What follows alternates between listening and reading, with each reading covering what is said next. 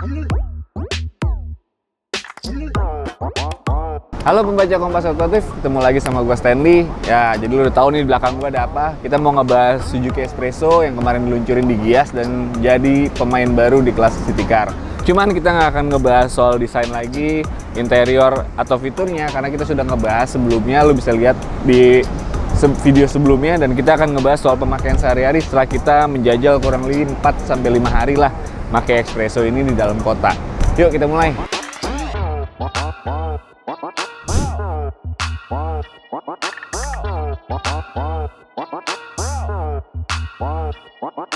Nah, sebelum kita ngebahas soal sensasi berkendaranya, ada catatan nih dari segi dimensinya. Dia yang compact banget. Dia sebagai pemain city car, mungkin satu-satunya city car di Indonesia yang punya dimensi paling kecil kali ya, dibandingkan dengan rival-rivalnya di segmennya dia city car. Gue ingetin lagi kenapa dia masuk di segmen city car, karena dia bukan LCGC, walaupun secara mesin dia sama dengan saudara sebelumnya, yaitu Wagon R. Tapi dimensinya pun masih lebih kecil ini dibandingkan Wagon R. Jadi dia enak banget dipakai di perkotaan. Gue udah nyoba beberapa hari lalu pakai di jalan perkotaan, di rute padat, ini nggak ada masalah dan enak banget dibawanya, nyalip-nyalip juga asik banget.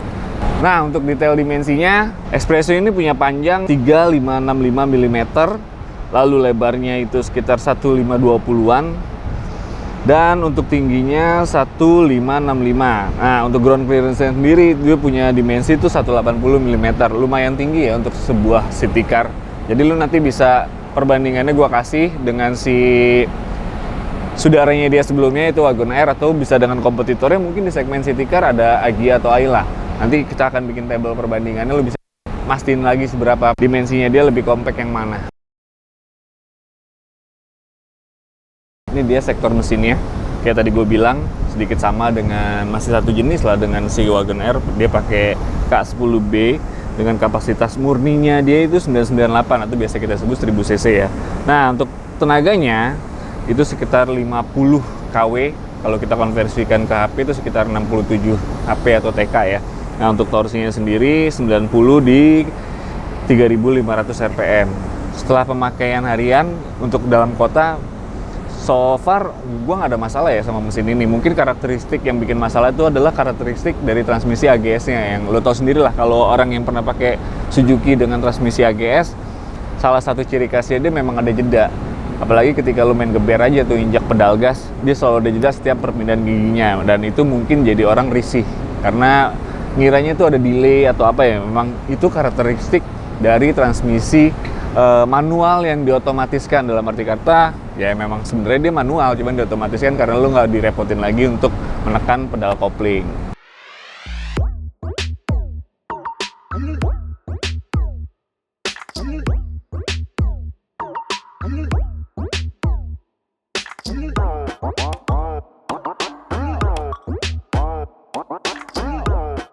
Nah, kita kulik sedikit nih soal masalah interiornya Suzuki Espresso. Ya, kalau lihat bener-bener sederhana ya. Lo nggak usah berekspektasi lebih untuk mobil dengan harga 165-an kalau nggak salah untuk yang versi AGS ini. Bener-bener simple, sederhana banget. Semua materialnya itu dari plastik dan serba hitam untuk dashboard, kecuali ada aksen sentuhan warna silver. Ada aksennya juga di sini, stiker. Ini sama kayak di door trimnya, kayak begini. Nah, yang menariknya guys, meskipun ini minimalis banget dan sederhana banget, dari dashboard itu kecil banget, tapi di sini tuh ada bentuk bulat. Lo mengingatkan lo pasti something dengan suatu merek mobil Eropa lah. Tapi ini versi ala kadarnya, maksudnya biasa banget. Sudah ada head unit, layar sentuh, yang udah ada Bluetooth-nya juga. Nah, untuk yang lain-lainnya lo bisa lihat sendiri lah. Ini simple banget, masih sederhana banget, minimalis banget. Sudah ada AC, knopnya juga masih manual. Tapi kalau buat gue sendiri, ini lebih better sih dari Wagon R. Nah, dari sisi ngomong-ngomong soal Wagon R juga, dari sisi dimensi penumpang nih, untuk masalah posisi legroom dan headroom masih cukup lapang. Kita nggak tahu di baris kedua gimana, nanti kita akan cobain. Dan bangkunya ini tebal banget guys. Bangkunya tebal banget, lo masih bisa tuh, selonjorannya tuh jauh banget jaraknya. Bahkan di bangku baris kedua pun masih ada jeda nih kalau gue lihat sejengkalan. Tapi kita coba. Nah, untuk kemudi jangan berharap lebih ya, karena ini setirnya paten banget. Jangan berharap lo bisa naik turun atau tarik maju gitu, nggak bisa tarik mundur maksud gue. Jadi masih tetap ini paten, sederhana banget untuk seharga gitu. Ya ini disediakan Suzuki pada Suzuki Expresso untuk interiornya. Nah, ini di baris kedua Suzuki Expresso. Sebelum kita ngebahas nih, ada yang menarik. Dari bukaan pintu ini ternyata dia hampir 90 derajat ya, cukup lebar maksud gue. Jadi orang gampang masuk aksesnya. Kita tutup. Lu bisa lihat dari tadi gue tutup, pasti lu udah ngelihat ada engkol ya. Ini masih dengan engkol ya untuk buka kacanya, belum power window. Bener-bener sederhana banget. Dan tadi gue bilang untuk jarak kaki itu ternyata legroomnya dan headroomnya masih cukup untuk ukuran dewasa ya. Setinggi gue di 175an cm. Untuk kaki nggak ada masalah. Tandem distance antara baris pertama dan ke dengkul gue tuh masih jaraknya jauh. Bahkan tadi saat gue selonjorin pun masih ada sejengkalan. Jadi artinya masih kompatibel, masih nyaman banget lah. Untuk headroom kalau tegak begini memang sedikit sesek ya, karena mepet banget di sini. Kecuali lu duduknya sedikit selonjoran begini, nah ini akan memberikan ruang lebih. Sayangnya memang untuk jok baris kedua ini nggak didesain begitu nyaman untuk memanjakan penumpang ya. Jadi karena lu hanya bisa posisi ini aja, karena dia nggak bisa untuk senderan badan tuh lu nggak bisa turunin atau lu naikin. Ini udah paten gini, tapi lu bisa buka sandaran ini untuk dijadikan akses menuju bagasi yang slim itu. Bagasinya sih cukup apa ya, maksud gua kalau kelihatannya begini sederhana banget, bahkan kecil banget, cuman masih bisa menampung 1 atau 2 koper mungkin. Koper cabin ya ukurannya, bukan koper besar. Dah, jadi ini di baris kedua nggak ada fitur apapun guys, nggak ada ventilasi untuk AC atau double blower, nggak ada USB, tapi lo ada colokan buat adapter lagi. Nah, USB itu tersedia sebenarnya, bisa juga dijadikan opsi untuk lo mengisi daya, tapi sebenarnya itu langsung connect ke audio, biasanya untuk file-file musik. Jadi gini, di baris kedua so far buat gua ya mau ngomong apa lagi ya, dengan harga segitu yang disajikan Suzuki ini so far ya begini. Lo nggak bisa berekspektasi lebih kecuali lo punya duit untuk melakukan modifikasi. Mungkin lo bisa sampelin ini pakai bungkus, ini pakai kulit sintetis. Lo bisa benerin juga untuk bawahnya yang bikin lo nyaman dan penumpang lebih nyaman. Karena juga headrestnya dia ini ternyata modelnya model nyatu. Dulu biasanya disebut kayak headrest pocong karena nyatu ya begini, nggak bisa dilepas. Yo guys, gitu dulu, kita akan bahas soal sensasi berkendara selanjutnya. Oke. Nah, kita bakal jajal nih sedikit sensasi berkendara si Expresso. Gua akan ceritain sedikit. Ini kita ada di jalan komplek ya, parkiran lah gitu. Jadi ini cukup stabil. Kayak tadi gue bilang guys, setelah 4 hari gue pakai, ini mobil sebenarnya cukup enak untuk dipakai harian dalam kota ya. Handlingnya dia tuh apa ya, gesit lah pokoknya, enak. Meskipun memang ada sedikit limbung karena tadi ground clearance-nya dia ternyata cukup tinggi, 180 mm. Itu cukup tinggi sih, seukuran MPV itu. Cuman apalagi bodinya dia kan compact nih guys. Jadi kalau lo tikungan tajam terus lo bermanuver tajam juga ya pasti ada kerasa limbungnya. Cuman itu dalam kondisi gue sendiri berkendara ya, nggak tahu kalau isi penuh kayak gimana sensasinya. Yang jelas ini mobil masih cukup nyaman untuk dipakai perkotaan. Tapi untuk varian AGS ini pastinya buat lo yang nggak biasa bawa mobil-mobil Suzuki dengan transmisi AGS akan sedikit kagok. Jadi sebenarnya dia itu adalah transmisi manual yang dimatikan. Artinya lo nggak perlu nginjak pedal kopling tuh, karena sudah diatur oleh komputer untuk perpindahan giginya, koplingnya. Jadi lo nggak perlu injak-injak lagi, nggak perlu repot. Tapi tadi gue bilang lo perlu beradaptasi dulu. Pasti lo bakal ada yang komen, kok ditarik, dibejek kayak ada delay ya, kayak ada jeda ya. Itu ciri khasnya. Jadi ada perpindahan, saat ada perpindahan gigi itu akan terasa delay. Gue pribadi sih selama dalam kota lebih suka pakai versi manualnya ya. Jadi lu tinggal geser aja tuasnya ke M, itu buat manual. Dan lu bisa ngatur kecepatan lu sendiri kapan lu mau pindahin giginya. Justru bakal lebih irit kalau lu biasa bawa mobil manual ini.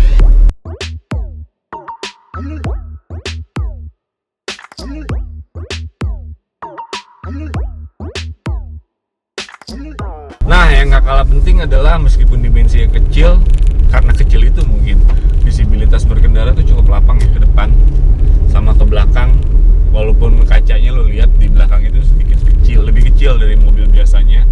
Dan untuk kiri kanan blind spotnya juga masih terminimalisasi lah, tapi memang pengaturan untuk spionnya lo masih harus manual guys, jadi dia disediain knob. Tapi ini lebih better sih daripada Wagoneer. Kalau nggak salah Wagoneer itu justru lo bener-bener manual, mesti buka kaca, muter-muter untuk cover spionnya. Ini masih disediain joystick atau knob lah ya dari dalam. Dan untuk kiri kanan lo jangkauannya juga masih cukup rendah, jadi nggak perlu minta tolong penumpang. Nah, yang menariknya lagi nih radius putarnya guys. Ternyata radius putarnya cukup bagus ya. Saat lo U-turn tuh nggak perlu sampai ngelebar jauh, dia udah dapet. Memang untuk penggunaan perkotaan yang banyak atau komplek ya, ini dengan komplek kayak gini memang enak banget mobil ini. Untuk dipakai harian, so far nggak ada masalah buat gua. Karena dengan harga 164 juta untuk varian tertingginya, lo bisa dapetin ini dengan konsumsi bahan bakar yang tadi cukup irit.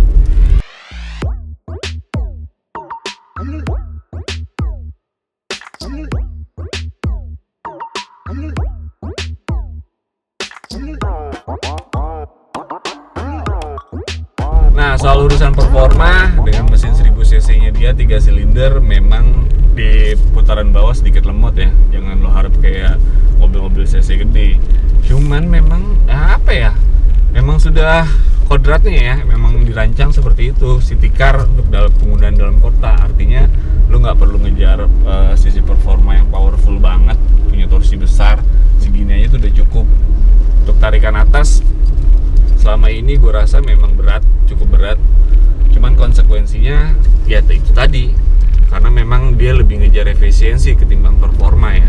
Cuman overall ya banyakan cuman ini, maksudnya ada toleransi dari sisi efisiensi bahan bakar itu sudah terbayarkan lah. Jadi memang ini mobil didesain untuk penggunaan perkotaan dengan desainnya compact, dia lebih fleksibel. Lo pakai untuk mobilitas sehari-hari is okay, dengan harga yang terjangkau juga gitu guys. Nah, kita mau cobain tanjakan nih, kita di parkiran aja, cuman memang sesuai pemakaian harian ya, ini kita berdua. Gigi 1 di D, kita nggak pindahin ke versi manual, ini masih nanjak. Ini di parkiran cukup curam, parkirannya muter-muter terus. Nah, nanjak lagi, kedua kita akan sampai rooftop, kita cobain.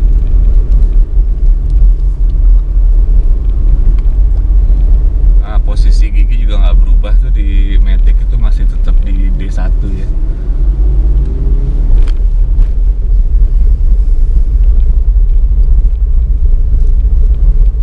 Nah, terus ini motor so far nggak ada masalah, masih kuat-kuat aja nih si Espresso.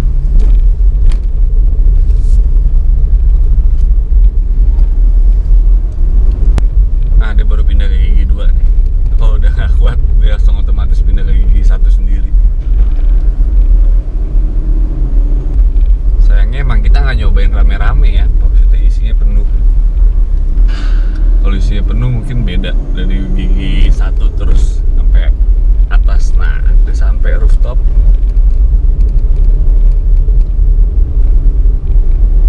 Tada, nyampe juga nih si Espresso. Nggak ada masalah, enak.